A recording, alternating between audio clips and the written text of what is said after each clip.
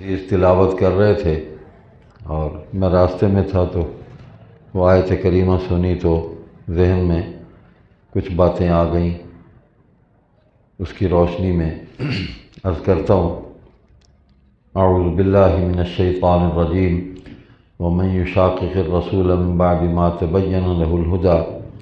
ویتبع غیر سبیل المؤمنین نولہ ما تولی ونصلہ جہنم وساءت مصیرا۔ صدق اللہ العظیم۔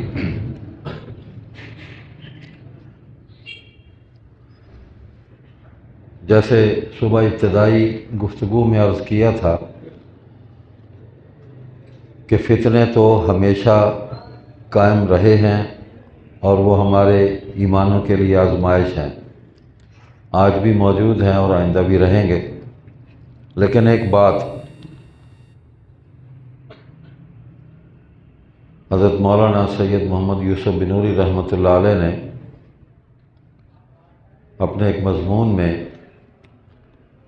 اس کو لکھا کہ فتنہ جو ہوتا ہے اس کی اپنی کوئی شکل نہیں ہوتی، وہ بہروپ ہوتا ہے، دھوکہ ہوتا ہے، اور وہ زیادہ دیر چل بھی نہیں سکتا، اس لیے کہ بہروپ مستقل اختیار نہیں کیا جا سکتا، اور اگر کسی نے اختیار کیا ہے تو اس کو ماننے والے یا اس راستے پر چلنے والے لوگ بالآخر وہ راستہ چھوڑ دیتے ہیں، یا تو کسی اور فتنے میں مبتلا ہو جائیں گے یا راہ راست پر آ جائیں گے۔ روپ روپ ہوتا ہے، حقیقت حقیقت ہوتی ہے، اور حقیقت اپنے آپ کو منوا لیتی ہے۔ مثال کے طور پر ہمارے اس معاشرے کے اندر جو الحاد ہے یہ سب سے بڑا فتنہ ہے، یعنی اس میں اللہ سبحانہ و تعالیٰ کی ذات کا انکار، وجود باری تعالیٰ پر بحث، کیسا وجود ہے یا نہیں ہے تو کہاں ہے، اس قسم کی بحثیں، تو یہ عقل میں آنے والی چیزیں نہیں ہیں۔ ہمارے ایک دوست اکثر اس بات کا ذکر کرتے ہیں کہ ہم ایسے ہی لوگوں میں بیٹھتے تھے اور اب تو لوگوں کے پاس وقت نہیں ہے، معاشی حالات نے مجبور کر دیا لوگوں کو کہ ان کے پاس گفتگو کے لیے، مجالس کے لیے، ورنہ ساری رات قاتلان شب جو ہیں، آوارگان شہر اور آوارگان کوچہ، وہ ساری رات بیٹھتے تھے چوکوں میں، چوراہوں میں، ہوٹلوں میں، ریستورانوں میں، ریلوے اسٹیشن پر، وہ ساری رات چائے چلتی ہے، سگریٹ چلتی ہے، اور دینی موضوعات جو ہیں وہ تختہ مشق بنے ہوتے تھے۔ تو وہ کہتے ہیں کہ اکثر روزانہ رات کو وجود باری تعالیٰ پر بحث شروع ہو جاتی، ملحد جو اپنے آپ کو دہریہ کہتے، تو ساری رات ہم اس پر بحث کرتے رہتے اور صبح ہو جاتی، پھر ہم گھر کو لوٹتے، اور اس دوران ہم دنیا کا نقشہ بھی بدل دیتے کہ یہ ہو جائے گا، وہ ہو جائے گا، فلاں ملک ختم ہو جائے گا، فلاں نیا بن جائے گا، اپنے ملک کے اندر یہ تبدیلیاں آ جائیں گی، یہ ہوگا، وہ ہوگا۔ اگلے روز پھر ہم رات کو بیٹھتے تو پھر وہی گفتگو شروع ہوتی۔ تو میں نے ایک دن ان سے کہا کہ 1 مہینے سے زائد عرصہ ہو گیا ہم خدا کے وجود پر بحث کر رہے ہیں، لیکن آپ میں سے کسی کی بھی سمجھ میں نہیں آیا، آپ پوری رات لگا کے خدا کے پورے نظام کا انکار کر کے، دنیا کے نقشے تبدیل کر کے یہاں سے اٹھ کے جاتے ہیں، اور دوسرے روز رات کو آ کر بیٹھتے ہیں، دنیا وہیں کی وہیں ہوتی ہے، خدا وہیں کا وہیں ہوتا ہے۔ تو بہتر ہے کہ اس کو مان لیں، وہ مشاہدے اور تجربے سے عقل میں نہیں آئے گا، تسلیم کرنے سے آ جائے گا۔ مان لیں گے تو پھر اس کی نشانیاں بھی تمہارے سامنے روشن ہونی شروع ہو جائیں گی اور تمہیں ہدایت کا راستہ مل جائے گا۔ وہ اکبر الہ آبادی نے، بڑے معروف شاعر تھے، لیکن مزاح میں انہوں نے بڑی پتہ کی باتیں کی ہیں، حقیقت کی باتیں کی ہیں، صدیوں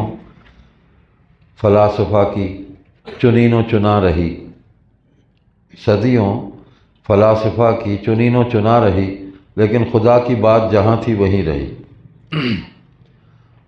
تو اللہ تعالیٰ تو اپنے آپ کو منوا لیتا ہے، تو ابرہہ سے بھی منوا لیا تھا۔ حضرت عبد المطلب نے یہی کہا تھا اس کو جا کے کہ مجھے میرے اونٹ واپس کر دو، تو اس نے کہا کہ میں تمہارے خدا کا گھر گرانے آیا ہوں، تمہیں اپنے اونٹوں کی فکر ہے؟ اس نے کہا ہاں مجھے اپنے اونٹوں کی فکر ہے، وہ جانے اس کا گھر جانے، تم جانو نمٹ لے گا تم سے، تو منوا لیا۔ وَجَعَلَهُمْ كَعَصْفٍ مَأْكُولٍ، کھائے ہوئے بھوسے کی مانند کر دیا، انہی ہاتھیوں نے رون ڈالا۔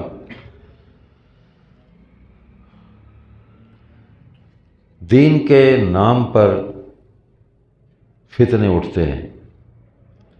لیکن دین اپنی جگہ پوری توانائی اور طاقت کے ساتھ موجود ہے۔ آپ دیکھیں جیسے میں نے صبح کچھ فتنوں کا اور کچھ ان کا ذکر کیا، ایک تو خلط مبحث ہے، ہمارے ماحول میں اکثر یہ کہا جاتا ہے کہ مسلمانوں کا یہ فرقہ، مسلمانوں کا وہ فرقہ۔ تو ایک بات ذہن میں رکھیں، حضرت امیر شریعت سید اللہ شاہ بخاری رحمۃ اللہ علیہ کے فرزند اور جانشین مولانا سید ابو معاویہ ابو ذر بخاری رحمۃ اللہ علیہ ہمارے فکری مربی اور مرشد تھے۔ وہ ایک بات اکثر فرمایا کرتے تھے کہ اسلام مکمل دین ہے اور اسلام کے اندر کوئی فرقہ نہیں ہے، اسلام کے اندر کوئی فرقہ نہیں ہے، جو اسلام سے باہر ہے وہی فرقہ ہے۔ ان ھذہ امتکم امۃ واحدہ، یہ امت واحدہ ہے۔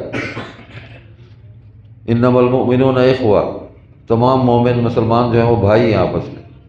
تو فرقہ اسلام کے اندر نہیں ہے، جو اسلام کو مانتا ہے وہ مکمل مانے اس کو۔ فرقہ وہی ہے جو اسلام سے باہر ہے، جس نے فرق کیا، تفریق پیدا کی، باہر نکل گیا۔ اب ان کی اپنی پہچان تو ہوتی نہیں، جیسے میں نے عرض کیا، حضرت بنوری کا جملہ آپ کو سنایا، وہ ہمیشہ کسی حقیقت کا سہارا لے کر اس کا بحروب دھار کر سامنے آتے ہیں۔ مسلمہ کذاب کو دیکھ لیں، یہی کلمہ اس نے پڑھا، حضور صلی اللہ علیہ وسلم کی نبوت اور رسالت کا اقرار کیا کہ مانتا ہوں، قرآن کو بھی مانتا ہوں، نمازوں کو بھی مانتا ہوں، اذان کو بھی مانتا ہوں، لیکن ہر جگہ وہ اپنا نام ساتھ شامل کرتا چلا گیا، اذان میں، نماز میں، حتیٰ کہ کچھ وحی بھی اس کو آ گئی، شیطان نے اس کو وحی کی، ان الشیاطین لیوحون الی اولیائہم، قرآن نے کہا، اور یہ شیطان کی وحی وسوسہ ہے، وائرس ہے، من شر الوسواس الخناس، تو وہ آ گئی اس کو وحی۔ تو اس نے سورہ فیل کے مقابلے میں باقاعدہ ایک صورت پیش کی، الفیل وما الفیل لہو ذنب وبیل وخرطوم طویل، اس قسم کے الٹے سیدھے اس نے کچھ جملے، لیکن نہیں چل سکی، اس لیے کہ بحروف تھا، 2 نمبر کلام تھا، 2 نمبر بات تھی، شیطان کی اس کا وسوسہ تھا۔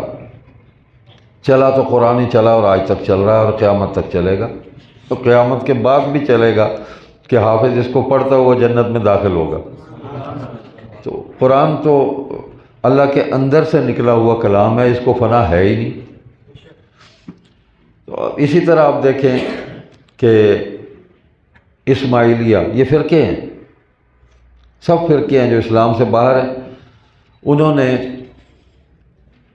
6 امام بنا لیے، حضرت علی سے شروع کیا اور چلتے چلتے موسیٰ کاظم سے ہوتے ہوئے وہ 6 انہوں نے رکھ لیے، اور 6 جو ہیں وہ بوہروں نے رکھ لیے۔ تو 12 اماموں کو تقسیم کر کے، تفریق کر کے، انہوں نے 6 اپنے پاس رکھ کے اپنے فرقے کھڑے کر لیے۔ جو انہوں نے مذہب وضع کیا، جو بھی انہوں نے قوانین تشکیل دیے، وہ ان کی اپنی عقل کی اختراع تھی، اس کا قرآن کریم، حدیث، سنت، اجماع امت کے ساتھ کوئی تعلق نہیں۔ تو یہ 6 امامی کہلاتے ہیں دونوں۔ بوہرے جو ہیں وہ زیادہ خطرناک ہیں، داڑیاں بھی رکھتے ہیں، ٹوپی سر پہ رکھتے ہیں، عام پتہ نہیں چلتا، پوری داڑھی ہوتی ہے، حج پہ بھی چلے جاتے ہیں، عمرہ بھی کرتے ہیں، طواف بھی کرتے ہیں، اور ماتم بھی پورے زور و شور سے کرتے ہیں۔ اسماعیلی جو ہیں وہ یہ کام نہیں کرتے، چونکہ ان کا امام جو ہے وہ کلین شیو ہے، پرنس کریم آغا خان، اور عقیدہ یہ ہے کہ خدا جو ہے وہ حلول کر گیا ہے اس امام کے اندر، اور یہ حاضر امام ہے۔ جو اثنا عشری ہیں، یعنی 12 اماموں والے جنہوں نے سارے امام قابو کیے ہوئے ہیں، ان کے ہاں تو یہ ہے کہ ان کا آخری امام جو ہے وہ غائب ہے، پتہ نہیں کب آئے گا، امت انتظار میں ہے، وہ بھی انتظار میں بیٹھے ہیں۔ ہم تو انتظار میں نہیں ہیں، ہمارے پاس تو حضور صلی اللہ علیہ وسلم کی پوری شریعت موجود ہے، ہم کسی کے انتظار میں نہیں ہیں۔ تو 12 انہوں نے لے لیے اور 6 انہوں نے تقسیم کر کے اپنا کام سیدھا کر لیا۔ اور اسماعیلیوں کا جو عقیدہ ہے وہ یہ ہے کہ ہمارا امام حاضر ہے اور خدا اس کے اندر حلول کر گیا، حل ہو گیا، اب یہ جو کچھ بولتا ہے وہ کلام اللہ ہے، جو حکم دیتا ہے وہ امر اللہ ہے، وہ اللہ کا حکم ہے، اسی کا امر ہے، یعنی اس کو خدا کے قائم مقام اس کو تسلیم کرتے ہیں۔ نماز شماز کوئی نہیں، جماعت خانہ ہے، اور اپنا ہی ایک سسٹم بنایا ہوا ہے۔ دوسرے ہیں وہ بہرے، تو ان کی خواتین پردہ کرتی ہیں، بڑا شاندار برقع ہے ان کا، پورا وجود جو ہے اس کو وہ چھپا لیتی ہے، ایسے لگتا ہے کہ کوئی بڑی راسخ العقیدہ کوئی خاتون جا رہی ہے، مومنہ کاملہ ہے کوئی، لیکن اندر پورا خبث ہے۔ یہ فتنے ہیں۔ بہاءاللہ ایرانی تھا، یہ تفصیلات آئندہ دنوں میں آپ کے سامنے ہر فرقے کی آئے گی۔ یہ مطالعہ ہے، یہ مذاہب ہیں، دین نہیں، فرق ہیں، مذاہب ہیں۔ تو وہ اپنی شریعت لے کے آ گیا، کتاب اپنی لے کے آ گیا، آپ حیران ہوں گے، غسل نہیں ہے ان کے ہاں، وضو نہیں ہے، جسم ناپاک ہو گیا، غسل جنابت بھی نہیں ہے، نماز بھی نہیں ہے، حرام کو حلال کر دیا، حلال کو حرام کر دیا۔ تو یہ چیزیں چل رہی ہیں۔ اسی طرح جو الحاد کا فتنہ ہے، وہ سب سے پہلا کام ان کا یہ ہے کہ علماء سے مسلمانوں کو متنفر کیا جائے، ان سے دور کیا جائے، اس لیے کہ یہی ہمارا ماخذ ہے، ہمارا سورس ہے، جہاں سے ہمیں علم دین ملتا ہے۔ وہ علم کی صورت میں بھی ملتا ہے، عمل کی صورت میں بھی ملتا ہے، حجت پوری کرتے ہیں، اور اسی طبقے نے ہی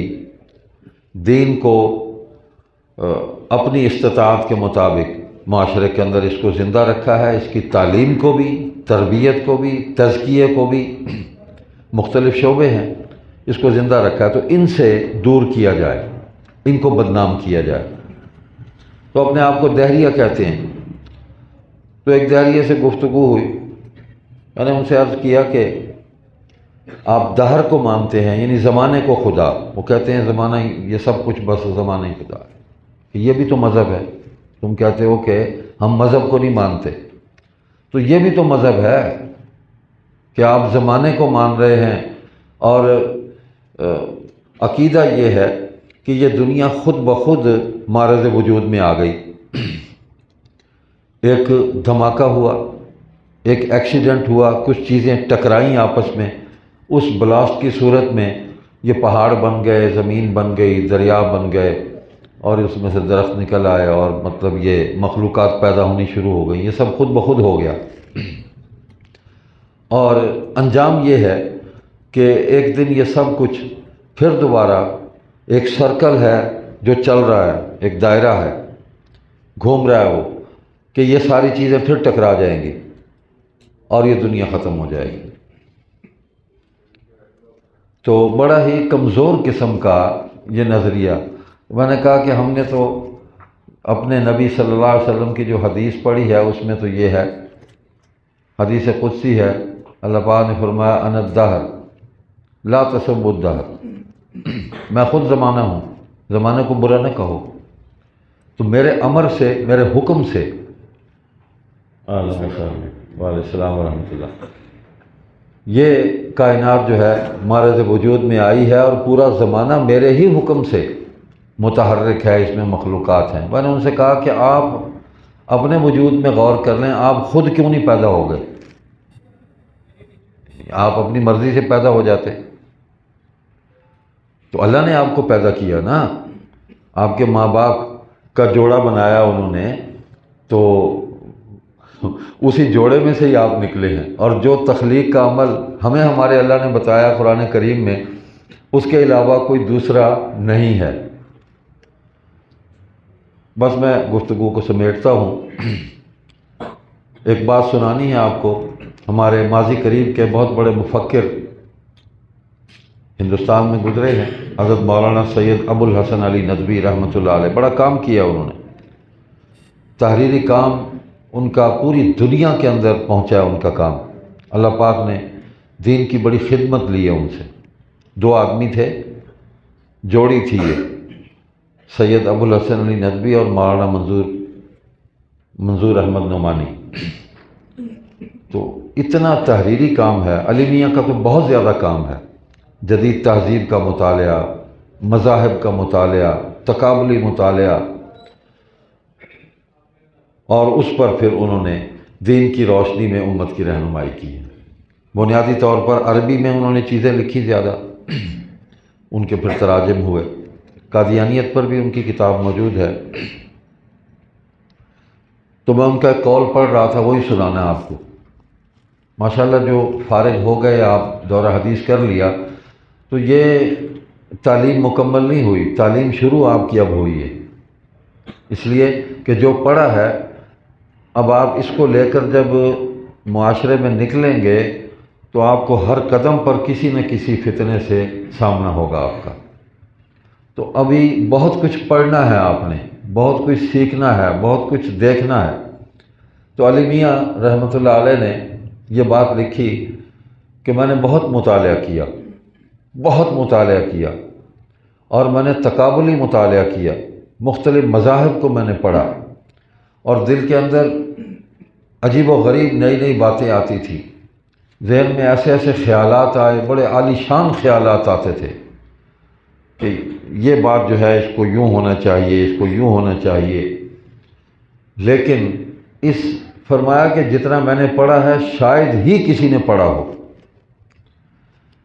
اور فرماتے ہیں کہ میں اس نتیجے پر پہنچا کہ سب کچھ پڑھ لیں آپ، سب کچھ دیکھ لیں آپ، لیکن جمہور کے مسلک کو کبھی نہ چھوڑیں۔ جو امت کا، جمہور کا مسلک ہے، جو اجماع ہے، اس کو کبھی نہ چھوڑیں۔ اسلاف پر اعتماد کریں کہ وہ ٹھیک کر گئے کام، ٹھیک کہہ گئے، ٹھیک راستے پر ہمیں لگا گئے،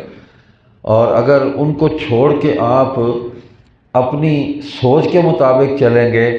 یعنی آپ تقلید سے جان چھڑا لیں گے کہ ہم کسی کے مقلد نہیں، ہم آزاد ہیں، تو آزادی کی بھی تو کوئی حد ہے نا، آخر کہیں تو ختم ہوگی، یہ بھی کہیں تو ختم ہوگی۔ تو جمہور کے مسلک کو نہ چھوڑیں،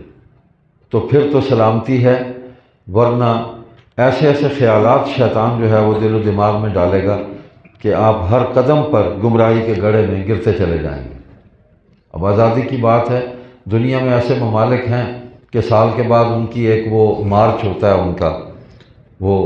سڑکوں پر نکل آتے ہیں، تو اینڈ یہ ہے کہ وہ فطری لباس میں آ جاتے ہیں، کپڑے اتار کے، زن و مرد۔ اب اس سے آگے کیا ہے؟ ختم ہوگی نا آزادی، کپڑے اتار دیے، اب اس سے آگے کیا کریں گے آپ؟ اینڈ ہو گیا، خبریں ختم ہو گئی۔ تو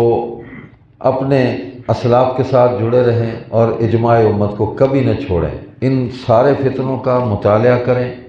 معلومات حاصل کریں، باخبر رہیں، تاکہ کہیں بھی آپ کو جب دین کی خدمت کا موقع ملے تو آپ پوری دلائل کی توانائی کے ساتھ مسلح ہو کے گفتگو کر سکیں، اور اللہ تعالیٰ آپ سے دین کی خدمت لے۔